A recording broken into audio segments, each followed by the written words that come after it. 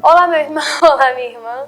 Seja muito bem-vindo ao nosso programa Palavra Viva, mas essa oportunidade, esse momento que o Senhor nos dá para partilhar o Evangelho dele. Hoje é sábado, dia que a igreja se dedica para honrar Nossa Senhora, e por isso eu quero iniciar esse programa com uma Ave Maria, consagrando nas mãos de Nossa Senhora tudo aquilo que vamos partilhar, vamos conversar, que vamos falar aqui deste Evangelho de hoje. Ave Maria, cheia de graça, o Senhor é convosco. Bendita sois vós entre as mulheres, bendito é o fruto do vosso ventre, Jesus. Santa Maria, Mãe de Deus, rogai por nós, pecadores, agora e na hora de nossa morte. Amém. Maria de Nazaré, rogai por nós. Nós estamos diante do Evangelho Lucas 20, de 27 a 40. Ouçamos com atenção. Naquele tempo, aproximaram-se de Jesus alguns saduceus que negam a ressurreição. Eles perguntaram: Mestre, Moisés deixou-nos escrito: se alguém tiver um irmão casado e este morrer sem filhos, deve casar-se com a viúva, a fim de garantir a descendência para o seu irmão. Ora, havia 7 irmãos. O primeiro casou e morreu sem deixar filhos. Também o segundo e o terceiro se casaram com a viúva. E assim, os 7, todos morreram sem deixar filhos. Por fim, morreu também a mulher. Na ressurreição, ela será esposa de quem? Todos os 7 estiveram casados com ela. Jesus respondeu aos saduceus: nesta vida, os homens e as mulheres casam-se.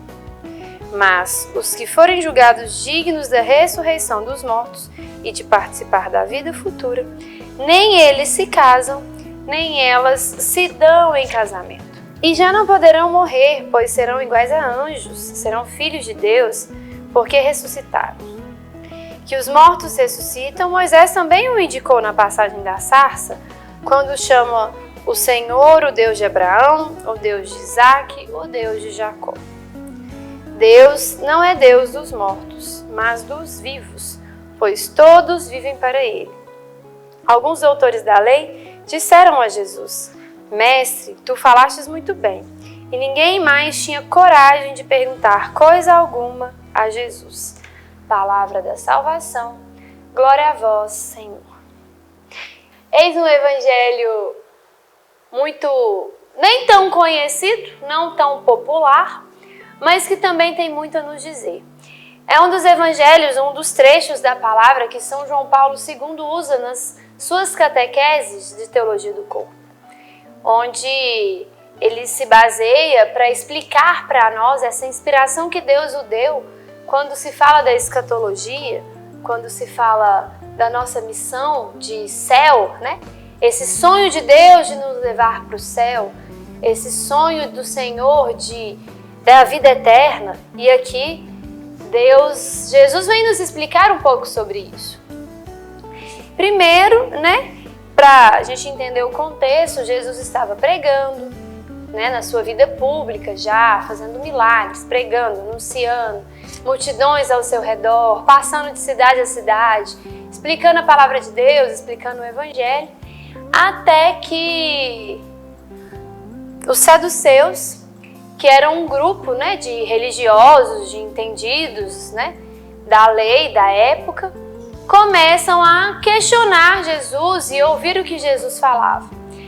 É importante a gente lembrar que os saduceus, eles queriam pôr Jesus à prova o tempo inteiro. Ele e os fariseus, cada hora era um que aparecia. Eles queriam tentar ver se Jesus falava alguma bobagem, se Jesus falava alguma heresia. Eles queriam motivos para condenar Jesus, para poder provar para aqueles que Jesus não era o Messias, que ele era um impostor. Então eles fizeram essa pergunta, uma pergunta maldosa, para poder ver o que Jesus iria responder. Primeiro que quando eu penso nesse evangelho, eu acho que se fosse eu ia ficar muito bravo, porque eles criaram uma situação hipotética e uma hipótese bem complicada. Imagine só, uma mulher casar com 7 irmãos e todos morreram. todos morrerem.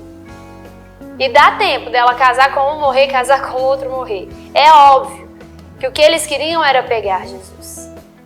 Mas Jesus, né, Jesus podia ter dado uma resposta, né? Eles falaram assim, que isso, claro, olha o que vocês estão falando. Mas não, Jesus sabiamente respondeu estes homens e além de responder, ele deu uma catequese para todos que estavam ao redor. Ele deu um ensinamento, ele mostrou para todos ali o que era a verdade, tanto sobre o casamento quanto sobre a ida para o céu. E aí a primeira coisa que ele nos ensina é que aqui na terra os homens e as mulheres se casam. A missão aqui na terra é isso, homens e mulheres se casam. Mas quando os homens morrem, as mulheres morrem, ao chegar no céu, eles não serão mais marido e mulher. Eles não serão mais casados. Tanto é que por isso que a própria igreja nos permite, né, num caso de viuvez, aquele viúvo contrair um novo casamento. O casamento, ele não é eterno até a vida eterna, né? Nas próprias promessas de casamento, que vocês estão unidos até que a morte os separe. A morte vai, de fato, separar os casais.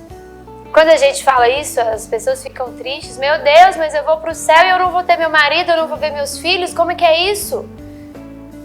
Aí é que está o grande beleza, né? Assim, a grande beleza da situação e também o grande mistério que é o céu. Deus nos dá sinais do que será o céu. Ele não nos revela 100%. Isso é um mistério de fé.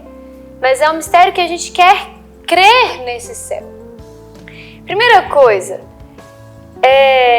quando a gente vai para o céu, quando chegar a nossa hora, e aqueles que já chegaram, a promessa de Deus é que nós teremos uma vida eterna, que nós iremos contemplá-lo face a face no céu. E aqueles que foram eleitos para irem para o céu, para chegar até aquele lugar, foram aqueles que amaram a Deus sobre todas as coisas. Foram aqueles que aprenderam a amar Jesus de verdade, que amaram e deram a sua vida por Jesus. E aí aqueles que morrem e às vezes precisam ficar um tempo no purgatório para purificar dos outros amores da vida, para que ao chegar no céu, a contemplar Jesus, a contemplar Deus e ver Deus face a face, eles consigam entender. Eles só estão lá porque eles entenderam que a vida deles é toda de Deus. E aí é difícil de imaginar, é um mistério muito difícil de imaginar. Eu tenho dificuldade também de pensar, mas o que precisa confortar o nosso coração é pensar o seguinte: quando a gente chegar no céu, nós vamos ter o tudo. E se eu tenho Deus de forma plena, 100%, teoricamente, né, assim, é difícil na nossa humanidade compreender isso, é difícil mesmo, mas nós não vamos precisar de mais nada. Não há necessidade mais. Não há mais a necessidade do casamento. Não há mais a necessidade do esposo para a esposa, do marido para a mulher. Essa é a promessa de Deus para nós. Porque nós estaremos plenamente com Ele e vamos ser todos dele, até a eternidade, até para sempre. Não vamos precisar de outras coisas. E aí, no próximo momento desse programa, nós vamos falar um pouquinho sobre o casamento, sobre o que é o casamento. Entender o sentido que Deus construiu isso, essa vocação que Deus construiu para cada um de nós. É claro que tem algo de misterioso nesse evangelho, né? Essa questão do céu, da plenitude, mas também tem a promessa do convívio dos eleitos, da comunhão dos santos. Imaginemos chegar ao céu e ver lá tantos santos. Então eu imagino que quando eu estiver no céu, com a graça de Deus, eu vou ver lá os santos todos. Vou ver talvez meu marido, vou ver talvez os meus filhos, mas os meus olhos vão estar totalmente para Deus.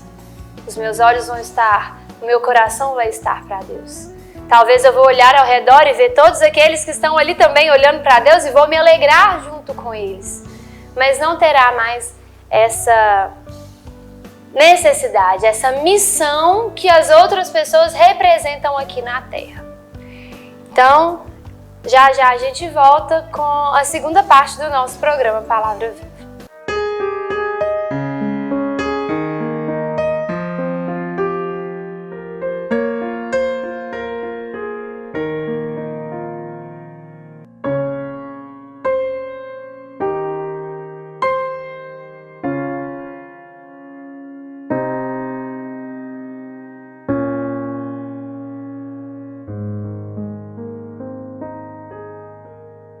Às vezes, tudo que uma criança precisa para superar uma tempestade em sua vida familiar é encontrar um lar provisório.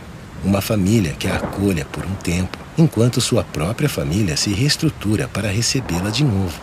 Essa é a proposta do Serviço Família Acolhedora: transformar as dificuldades de hoje em possibilidades de futuro. Serviço Família Acolhedora. A tempestade passa, a vida continua. Participe e faça a diferença. Passa, a vida continua. Participe e faça a diferença.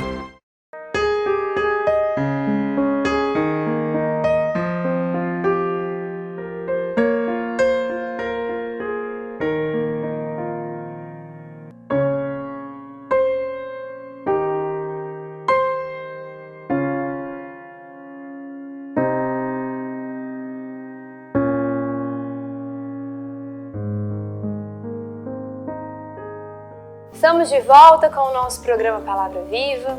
Partilhamos um pouquinho esse evangelho que está em Lucas, onde o grupo de saduceus questiona Jesus, contando uma situação hipotética, né, de uma mulher que se casa 7 vezes, todos os maridos morrem, e com quem ela estará casada no céu. E Jesus deixa claro, né, essa promessa do céu, da ressurreição dos mortos, da vida eterna, e que no céu nós não estaremos mais casados, nós não viveremos mais essa necessidade do casamento. E aí, falando em casamento, quero partilhar um pouco aqui sobre o casamento cristão, sobre o santo matrimônio. É importante lembrar que o casamento ele é uma vocação, é um chamado. Deus chama um homem e uma mulher a se casarem. E toda missão, toda vocação, ele vem junto com uma responsabilidade. Ele vem junto com um dever, com um papel. Deus não faz as pessoas se casarem simplesmente porque Deus quer que todo mundo faça uma festa bonita e apresente todo mundo e tenha uma igreja maravilhosa com muitas flores. Não é isso, não é para isso que Deus casa. Então, o casamento, ele é uma vocação. O Senhor chama, Deus escolhe aqueles que eles querem que se casem. Não é algo natural, assim. Por exemplo, a gente cresce aprendendo, né? Pelo menos eu fui assim na minha infância. Que o ciclo comum da vida é as pessoas crescerem, conhecerem alguém, se casar e ter filhos. Como se fosse uma regra geral para todo mundo. Mas não é bem assim. Deus escolhe aqueles que Ele quer para o casamento. Deus também escolhe aqueles que Ele quer para o celibato, que é o que nós chamamos de uma antecipação do casamento celeste. São pessoas que são escolhidas por Deus para se dedicar inteiramente a Ele. E não, eles não irão se casar. E aí um grande problema que nós vivemos hoje, talvez muitos casamentos são frustrados, talvez muitas vocações são frustradas porque as pessoas não escutam a Deus na sua vocação. Se casam porque cresceram, conheceram alguém e tal, viu o casamento e às vezes não entende que aquilo é um chamado de Deus. Então isso é o primeiro passo importante de entender. É Deus que me chama. Né? A gente, enquanto está mais novo, enquanto vive uma experiência com o Senhor, na nossa adolescência, aí o início da vida adulta, nós precisamos perguntar para Deus o que Ele quer para nós. Se Ele quer realmente o casamento, se é a vontade dEle para a nossa vida. E aí, se for, Deus vai nos ajudar com a sua providência, né? A uma pessoa que nós temos essa responsabilidade de escolher se queremos ou não. E se não for, seremos convidados, né? Alguns serão convidados a se casarem com Deus, né? A viverem essa antecipação. Mesmo que a gente fala, quando nós falamos de céu, a Teologia do Corpo nos ensina que Deus quer casar comigo, Deus quer casar com você. Que quando chegarmos no céu, nós vamos viver um casamento com Deus. Mas aqueles que são chamados ao celibato vão viver essa antecipação. É como se eles fossem um sinal desse casamento no céu. Mas voltando a falar de matrimônio, que nós falamos de casamento, é uma vocação que Deus nos deu, mas ela tem um objetivo, ela tem um motivo para existir. Deus criou a família, a Sagrada Família, para que o homem unisse a mulher, para que eles tenham filhos, para que eles se multipliquem, garantam a posteridade, não só para dar continuidade à existência da raça humana, não é só isso, mas tem uma missão, uma responsabilidade. Deus sonha o casamento para que o marido leve a sua esposa para Deus, faça de tudo o que for necessário para que a sua esposa também ame a Deus, que a sua esposa tenha uma vida mais santa e mais reta, e a esposa também tem esse chamado, essa missão, essa responsabilidade de levar o marido para Deus, de fazer com que o seu marido se encontre com Jesus, queira a plenitude. Essa é a finalidade do casamento, é a santificação dos cônjuges, é para que eles se aproximem de Deus. E o casamento é um grande sinal disso, é um mistério onde a mulher ama o seu marido e ama a Deus o seu marido. E as dificuldades do casamento vão fazendo com que seu orgulho vai acabando, que ela vai saindo de si pelo bem do outro e pelo bem de Deus. Então, com os anos de casado, esse casal consegue, né, com fidelidade a Cristo, com fidelidade às suas promessas, fazer com que cada um seja um pouco mais de Deus ao longo do tempo. E aí vem também os filhos. Vem os filhos que o Senhor confia para o casal, que também são um meio de santificação para os seus pais. Quantos casais que têm filhos testemunham o que cada filho transformou a sua vida. É um meio de sair do egoísmo, de renunciar a si mesmo pelo bem daquela alma, daquela criança que está chegando. E a missão dos filhos também é essa, a missão dos pais em relação aos filhos. Aquela alma que você concebeu, né, no seu ventre, que concebeu no ventre da sua esposa, vocês têm a responsabilidade que essa alma ame a Deus, que essa alma sonhe também estar com Deus e se esforce para ser de Deus. E um outro ponto que é muito importante falar sobre o matrimônio, que é muito importante também dizer, porque infelizmente hoje a nossa sociedade se fala muito em casamento. E toda a sociedade se casa. Os pagãos se casam, os ateus se casam, os protestantes. O casamento é algo natural da humanidade. Seja lá em qual cultura, seja lá em qual contexto. Mas o matrimônio, o sacramento do matrimônio é algo católico. E no sacramento do matrimônio é necessário ter essa clareza. Aqueles que se desejam se casar na Igreja Católica precisam dessa clareza. E precisamos falar sobre isso, como eu estava dizendo, porque falar de casamento hoje, quando a gente olha os casamentos ao nosso redor, o casamento se tornou um evento, né? Um momento onde as pessoas vão ali se apresentar publicamente às outras, onde tem festas, onde as pessoas querem mostrar para todo mundo que estão se casando, que tem condições das melhores festas, das melhores viagens, dos melhores passeios, dos melhores momentos.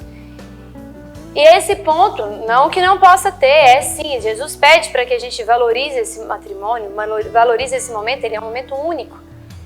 Mas o grande problema o mundo está cheio de ilusões e as pessoas acham que o casamento é só aquele romantismo, que é só aquela coisa do amor eterno e que a festa, o bolo, os convidados, eles vão garantir um amor eterno. eles vão garantir uma alegria. Às vezes, se você perguntar para alguém que está prestes a casar, que está ali organizando o casamento, pergunta: por que você quer casar? Ah, porque eu amo meu marido, eu amo meu noivo, por isso eu vou casar. Mas o que você espera do seu casamento? Eu espero ser feliz. É isso a resposta. Eu espero ser feliz. Eu espero ter filhos e ter uma família linda e feliz. É isso que eu quero. Só que se a gente se casa com esse pensamento, nós vamos correr o risco de dar errado e de sofrer e de não alcançar a felicidade. A missão do casamento é, se alguém me perguntar, se alguém te perguntar por que você se casou, a nossa resposta correta, a nossa resposta ideal seria: eu me casei porque eu quero fazer o outro feliz, porque eu quero me doar inteiramente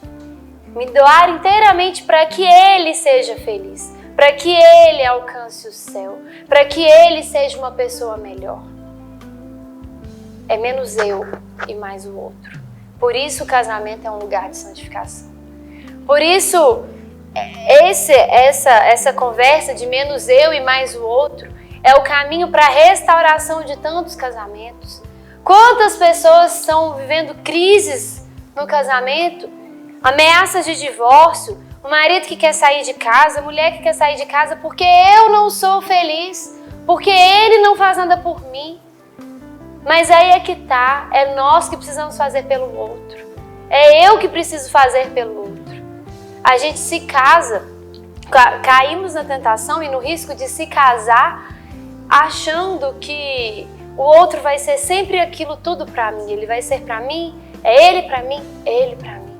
Mas eu preciso me casar querendo ser eu pra ele, querendo me esforçar por ele. E claro, com a graça de Deus, com a intimidade com o Senhor, com o Espírito Santo que vai guiando, com o Espírito Santo que vai moldando, com uma busca de santidade, com uma busca reta, com a busca dos sacramentos, porque senão nós corremos o risco de viver relacionamentos doentios, relacionamentos feridos, machucados, egoístas, onde o Senhor precisa tocar, onde Deus precisa fazer para que os verdadeiros matrimônios sejam de fato matrimônios, sejam sacramentos que apontem, que nos levem para o céu. Então, meus irmãos, essa foi a nossa partilha de hoje, essa foi a nossa reflexão. Louvemos a Deus no nosso coração sobre todas essas graças. Que Deus te abençoe e Nossa Senhora te guarde neste sábado, nesse dia especial. Muito obrigada pela sua presença e continue sempre conosco assistindo diariamente o programa Palavra Viva.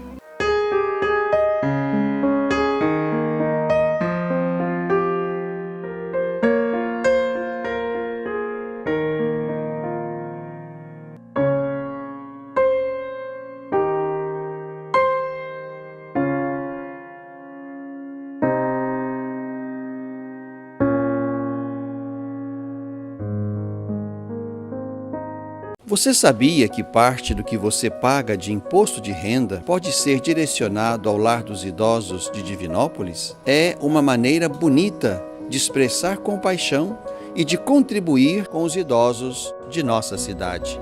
Pergunte ao seu contador ou ligue hoje mesmo para o lar e se informe.